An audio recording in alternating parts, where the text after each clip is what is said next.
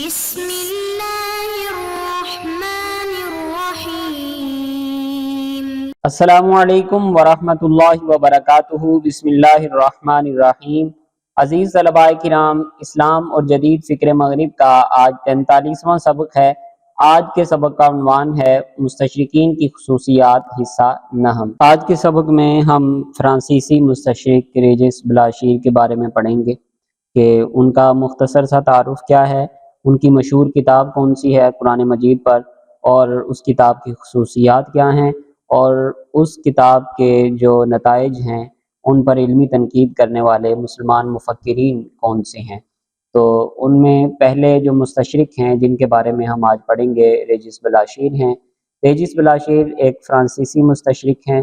1900 عیسوی میں پیدا ہوئے، 1973 عیسوی میں وفات پائی، اور فرانس ہی میں سوربن یونیورسٹی میں عربی زبان اور ادب کے استاد کے طور پر آپ نے خدمات سر انجام دی۔ اسی طرح یونیورسٹی آف پیرس میں انسٹیٹیوٹ آف اسلامک اسٹڈیز کے ڈائریکٹر کے طور پر آپ نے خدمات سر انجام دی۔ آپ نے بہت سی کتابیں لکھی ہیں اسلامیات پر، کچھ عربی زبان و ادب پر آپ کی کتابیں ہیں، اسی طرح سیرت پر بھی آپ کی کتابیں ہیں، قرآن مجید پر بھی آپ نے کتابیں لکھی، قرآن مجید کا ترجمہ بھی کیا، اور جو قرآن مجید پر آپ کا مشہور کام ہے وہ قرآن مجید پر لکھا گیا آپ کا مقدمہ انٹروڈکشن قرآن کے عنوان سے جو فرانسیسی زبان میں شائع ہوا، یہ آپ کا مشہور کام ہے قرآن مجید پر۔ اسی کی خصوصیات کا ہم جائزہ لیں گے۔ یہ جو کتاب ہے یہ 7 فصلوں پر مشتمل ہے ان کی، اور ان میں جو پہلی فصل ہے اس میں قرآن مجید کے تعارف پر بات کی گئی ہے۔ تو جو پہلی فصل ہے اس میں قرآن مجید کی مصحف کی جمع و تدوین کے بارے میں بات کی گئی ہے کہ قرآن مجید کو محفوظ کیسے کیا گیا اور اس کی تدوین کیسے ہوئی۔ تو اس کے بارے میں انہوں نے جو نظریات پیش کیے ہیں ان کا خلاصہ یہ ہے کہ قرآن مجید نعوذ باللہ اللہ تبارک و تعالیٰ کی کتاب نہیں ہے، بلکہ یہ پیغمبر صلی اللہ علیہ وسلم کی تصنیف ہے، آپ صلی اللہ علیہ وسلم کی کتاب ہے۔ پہلا استدلال وہ قراءات سے کرتے ہیں کہ اگر یہ اللہ تبارک و تعالیٰ کی کتاب ہوتی تو اس میں ایک ہی قراءت ہوتی، ایک سے زیادہ قراءت نہ ہوتی۔ اسی طرح جو قراءت شاذہ ہیں ان کو سامنے رکھ کر یہ اپنی بات ثابت کرنے کی کوشش کرتے ہیں۔ پہلی بات تو اس فصل میں انہوں نے یہ بیان کی۔ اسی طرح دوسری بات جو ہم پہلے بھی دیکھ چکے ہیں کہ مستشرقین کی کوشش ہوتی ہے اسلامیات کو، اسلامی تعلیمات اور مسائل کو، تصورات کو اس وقت کے حالات اور گزشتہ واقعات کا لازمی نتیجہ بنا کر پیش کریں۔ تو اس فصل میں بھی انہوں نے اسی طرح کی کوشش کی ہے کہ جو قرآن مجید ہے یہ گزشتہ واقعات، حالات اور ماحول کا لازمی نتیجہ ہے۔ اس میں وہ یہ بیان کرتے ہیں کہ پیغمبر صلی اللہ علیہ وسلم نعوذ باللہ یہودی مذہب سے بہت زیادہ متاثر ہو گئے تھے، اور آپ صلی اللہ علیہ وسلم بھی چاہتے تھے کہ جیسے یہودیوں کے پاس ایک کتاب ہے اسی طرح میں بھی ایک کتاب لکھوں جو میرے ماننے والوں کے کام آئے، نعوذ باللہ۔ تو پھر آپ صلی اللہ علیہ وسلم نے یہ کتاب لکھنی شروع کی، اور آپ صلی اللہ علیہ وسلم کے بعد جو آپ کے خلفاء تھے، حضرت ابوبکر صدیق رضی اللہ عنہ اور دیگر خلفاء، انہوں نے ماحول اور حالات کے مطابق اس میں تبدیلی کرنا شروع کی۔ تو یوں مصحف کی جمع و تدوین کا عمل مکمل ہوا۔ تو یہ اس فصل میں انہوں نے بیان کرنے کی کوشش کی ہے مصحف کی جمع و تدوین کے حوالے سے۔ تیسری بات وہ یہ بیان کرتے ہیں کہ جو قرآن مجید ہے اور قرآن مجید کی جو تعلیمات ہیں، جو مضامین قرآن مجید میں بیان کیے گئے ہیں، ان میں بہت زیادہ الجھاؤ اور کنفیوژن ہے، ایک دوسرے میں یہ مضامین مکس ہو گئے ہیں، کوئی ترتیب نہیں ہے، اور اسی طرح کوئی واضح اور دو ٹوک نتیجہ ہمیں اس سے نہیں ملتا۔ تو اس فصل میں انہوں نے یہ بات بیان کرنے کی کوشش کی ہے۔ اسی طرح جو ان کی دوسری فصل ہے اس میں وہ قرآن مجید کے مکی دور یا مکی صورتوں پر بحث کرتے ہیں کہ جو مکی صورتیں ہیں ان کی خصوصیات کیا ہیں، ان میں اسلوب کیسا ہے، اور اس میں کیا مضمون اختیار کیا گیا ہے۔ تو اس کے بارے میں پہلی بات تو وہ یہ بیان کرتے ہیں کہ جو مکی صورتیں ہیں ان میں بہت زیادہ کنفیوژن ہے، اور ان میں کوئی دو ٹوک اور واضح پیغام ہمیں نہیں ملتا۔ اور دوسری بات وہ یہ کرتے ہیں مکی صورتوں کے حوالے سے کہ یہ حالات کا لازمی نتیجہ ہے۔ غار حرا میں پیغمبر صلی اللہ علیہ وسلم کے وہاں تنہائی میں، خلوت میں آپ نے عبادت کی، اور آپ کو جو کیفیات آپ پر طاری ہوئی، جو چیزیں آپ کے سامنے آئی، انہی کو نعوذ باللہ آپ صلی اللہ علیہ وسلم نے مکی صورتوں میں اپنی طرف سے بیان کر دیا۔ تو اس فصل میں انہوں نے یہ بیان کرنے کی کوشش کی کہ جو مکی صورتوں کا مضمون ہے وہ غار حرا والے واقعات کا ایک تسلسل اور اس کا نتیجہ ہے۔ اسی طرح تیسری فصل میں انہوں نے مدنی دور اور مدنی صورتوں کے بارے میں بات کی ہے کہ ان کی خصوصیات کیا ہیں اور ان کا جو مضمون ہے وہ کیا ہے، اسلوب کیسا ہے۔ اس کے بارے میں بھی انہوں نے یہی باتیں کی ہیں جو اوپر مکی صورتوں کے بارے میں کر کے آئے ہیں کہ یہ حالات کا لازمی نتیجہ ہیں۔ پیغمبر صلی اللہ علیہ وسلم کو مدینہ منورہ میں یا جب مدنی صورتیں نازل ہو رہی تھی ہجرت کے بعد، اس دور میں جو بھی واقعات پیش آئے تو مدنی صورتوں میں ان سے بہت زیادہ مماثلت ملتی ہے۔ تو اس سے انہوں نے یہ نتیجہ اخذ کیا کہ نعوذ باللہ پیغمبر صلی اللہ علیہ وسلم نے یہ کتاب خود لکھی ہے اور اپنے حالات اور ماحول کے مطابق تعلیمات اس کتاب میں شامل کر کے اسے آسمانی کتاب اور خدا تعالیٰ کے کلام کا نام دے دیا ہے، نعوذ باللہ۔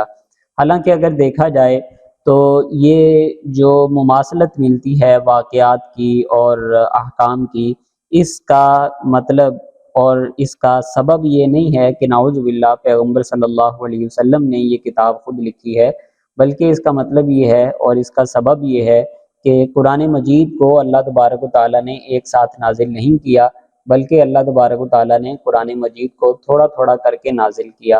تو جیسے جو واقعہ پیش آتا، جتنے قرآن مجید کے حصے کی ضرورت سامنے آتی، اللہ تبارک و تعالیٰ اس واقعے سے متعلقہ احکام اور اتنا حصہ قرآن مجید کا نازل فرما دیتے۔ تو بہرحال اس مستشرق نے اپنی کتاب میں اس پہلو کو اس تناظر میں پیش کرنے کی کوشش کی ہے کہ پیغمبر صلی اللہ علیہ وسلم نعوذ باللہ یہ کتاب خود لکھتے تھے اور اپنے حالات کے مطابق اس میں چیزیں ڈال دیتے تھے۔ اور جو چوتھی فصل ہے، چوتھی فصل میں انہوں نے علوم القرآن کے حوالے سے بات کرنے کی کوشش کی ہے۔ علوم القرآن میں انہوں نے قرآن مجید کی لغات کے بارے میں بات کی ہے، قرآن مجید کے جو غریب الفاظ ہیں ان کے بارے میں کچھ اصولی باتیں انہوں نے ذکر کی ہیں۔ اسی طرح اور جو قرآن مجید کی گرامر ہے، نحو اور صرف وغیرہ پر بات کی ہے انہوں نے، اور قرآن مجید کی جو قراءات ہیں ان پر انہوں نے بات کی ہے علوم القرآن کے تحت۔ اسی طرح قرآن مجید کی بلاغت کے جو پہلو ہیں ان پر بات کی ہے اسی پہلو کے تحت، اور اسی فصل میں انہوں نے یہ بات کی ہے۔ اس طرح وہ علوم القرآن کے کچھ پہلوؤں پر بات کرتے ہیں، سارے پہلوؤں پر بات نہیں کرتے، اور باقی جو علوم القرآن کے پہلو رہ جاتے ہیں ان پر انہوں نے آگے چل کے باقاعدہ طور پر بات کی ہے۔ مثال کے طور پر علوم القرآن کا ایک بہت ہی اہم پہلو اصول تفسیر ہیں، تفسیری رجحانات ہیں، تو اس پر انہوں نے آگے چل کے باقاعدہ ایک فصل میں بات کی ہے۔ تو جو پانچویں فصل ہے، پانچویں فصل تفسیر ہی سے تعلق رکھتی ہے۔ اس میں انہوں نے یہ بتانے کی کوشش کی ہے کہ قرآن مجید کی تفسیر کی اہمیت کیا ہے، قرآن مجید کی تفسیر کے رجحانات کیا ہیں، اور اب تک جو تفسیری کوششیں ہوئی ہیں وہ کس نوعیت کی ہیں، اور اہم کتابیں کون سی ہیں تفسیر کی۔ اسی طرح انہوں نے اصول تفسیر پر بھی بات کی ہے، اور جو تفسیر کے مقاصد اور اہداف ہیں ان پر بھی انہوں نے اسی فصل میں بات کی ہے۔ تو اس طرح انہوں نے پانچویں فصل میں علوم القرآن کے ایک حصے پر ہی گفتگو کی ہے۔ چھٹی فصل میں انہوں نے مصادر اسلام کے بارے میں بات کی ہے۔ مصادر اسلام میں یہ بیان کرنا چاہتے ہیں کہ قرآن مجید ہی صرف اسلام کا اہم ماخذ نہیں ہے، مصدر نہیں ہے، بلکہ اس کے علاوہ کچھ اور چیزیں بھی ہیں جن سے اسلامیات میں اور بالخصوص مسلمان اپنے کاموں کا حکم اور زندگی گزارنے کا طریقہ معلوم کرتے ہیں۔ تو اس ضمن میں انہوں نے قرآن مجید کے ساتھ ساتھ پیغمبر صلی اللہ علیہ وسلم کی سنت کو، آپ صلی اللہ علیہ وسلم کی احادیث مبارکہ کو بھی شمار کیا ہے، اسی طرح اجماع امت کو بھی شمار کیا ہے، اور قیاس کو بھی شمار کیا ہے۔ کچھ دوسری چیزیں بھی ہیں جنہیں انہوں نے اسلام کے مصدر اور ماخذ کے طور پر شمار کیا ہے۔ بنیادی طور پر اس کا مطلب یہی ہے کہ قرآن مجید اللہ تبارک و تعالیٰ کی کتاب نہیں ہے، بلکہ یہ پیغمبر صلی اللہ علیہ وسلم نے نعوذ باللہ اپنے پیروکاروں کے لیے خود لکھی ہے۔ اگر یہ اللہ تبارک و تعالیٰ کی کتاب ہوتی تو یہ قرآن مجید ہی واحد ماخذ ہوتا مسلمانوں کے لیے۔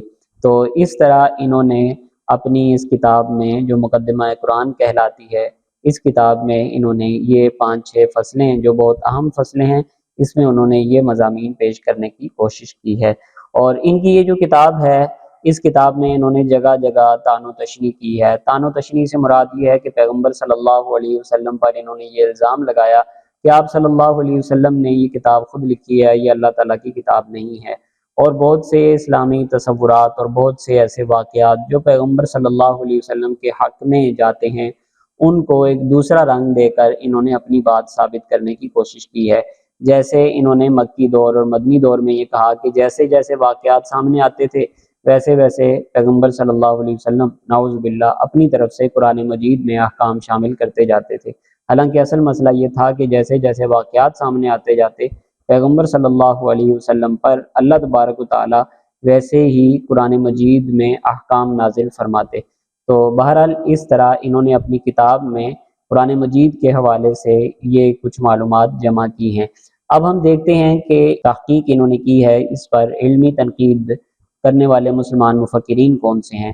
ان میں جو پہلے مسلمان مفکر ہیں جن کا ہم تذکرہ کریں گے، ابراہیم عبد الکریم عبداللہ، انہوں نے اپنے مقالے میں آراء المستشرق ریجس بلاشیر فی الوحی المکی والمدنی من خلال کتابہ القرآن میں انہوں نے ریجس بلاشیر کے ایک اہم تصور جو انہوں نے مکی صورتوں اور مدنی صورتوں کے بارے میں اپنی کتاب میں بیان کیا ہے، اس پر انہوں نے علمی تنقید کی ہے اور اس کا انہوں نے جواب دیا ہے۔ اور دوسرے جو مسلمان مفکر ہیں وہ ہیں محمد جمال مصطفیٰ عبد الحمید، اور انہوں نے المستشرق الفرنسی بلاشیر و آراءہ فی القرآن و تفسیر من خلال کتابہ القرآن نزول تدوین ترجمت و تاثیر میں انہوں نے یہ اس کے جو افکار اور نظریات ہیں ان پر بات کی ہے۔ یہ جو انہوں نے تحقیق کی ہے، یہ والی جو کتاب ہے، یہ اصل میں مستشرق ریجس بلاشیر کے مقدمہ قرآن پر علمی تنقید نہیں ہے، بلکہ ریجس بلاشیر نے قرآن مجید کا فرانسیسی زبان میں ترجمہ بھی کیا تھا۔ اس ترجمے پر ان کا جو علمی مقدمہ تھا، جو علمی تنقید انہوں نے کی تھی، وہ اس کتاب میں بیان کی ہے۔ تو یہ جو کتاب ہے یہ دراصل مقدمہ قرآن کا علمی جواب نہیں ہے، بلکہ ریجس بلاشیر کی ایک اور کتاب کا علمی جواب ہے۔ اسی طرح ڈاکٹر ابراہیم حوض المستشرقون والقرآن میں ان پر تنقید کرتے ہیں اور ان کا علمی جواب دیتے ہیں۔ اسی طرح ڈاکٹر عمر بن ابراہیم رضوان اپنے پی ایچ ڈی کے مقالے آراء المستشرقین حول القرآن الکریم و تفسیرہ دراسہ و نقد میں ایک پوری فصل میں ان کا تعارف کرواتے ہیں، ان کی کتاب کا تعارف کرواتے ہیں اور آگے چل کر ان کے جو افکار اور نظریات ہیں ان پر علمی تنقید کرتے ہیں۔ تو اس کتاب کا حوالہ بھی پہلے کئی مرتبہ آ چکا ہے یعنی اسباق میں۔ تو یہ کچھ مسلمان مفکرین تھے جنہوں نے خاص طور پر ان کے افکار اور ان کی آراء اور نظریات کو اپنی تحقیقات کا موضوع بنایا۔ اب ہم کچھ امتحانی سوالات دیکھ لیتے ہیں، اور یہ جو امتحانی سوالات ہیں بہت اہم ہیں اور ان تمام اسباق کے حوالے سے پوچھے جا سکتے ہیں۔ پہلے بھی ہم دیکھ چکے ہیں، قرآن مجید پر لکھنے والے کوئی سے 2 مستشرقین کے نام لکھیں۔ جب قرآن مجید کی بات ہو رہی ہوگی تو قرآن مجید کے حوالے سے بھی یہ پوچھا جا سکتا ہے، حدیث کے حوالے سے، سیرت تاریخ کے حوالے سے، فقہ کے حوالے سے بھی یہ سوال پوچھا جا سکتا ہے۔ اسی طرح قرآن مجید کے حوالے سے مستشرقین کی کوئی سی 2 کتابوں کے نام لکھیں، یہ سوال بھی کسی بھی علم اور فن کے حوالے سے پوچھا جا سکتا ہے جن پر مستشرقین نے کام کیا ہے اور وہ اسلامیات سے تعلق رکھتا ہے۔ اسی طرح قرآن مجید پر مستشرقین کے کام کا تنقیدی جائزہ لینے والے کوئی سے 2 مسلمان مفکرین کے نام لکھیں، یہ سوال بھی سیرت، تاریخ اور عربی ادب، فقہ اور حدیث، قرآن مجید، تفسیر، کسی بھی ایسے موضوع کے بارے میں پوچھا جا سکتا ہے جن پر مستشرقین نے کام کیا ہو۔ تو یہ امتحانی سوالات بہت اہم ہیں اور اس سبق کے حوالے سے بھی اور ویسے بھی آپ انہیں خصوصی طور پر تیار کر لیں۔ جزاکم اللہ خیرا۔ السلام علیکم ورحمۃ اللہ وبرکاتہ۔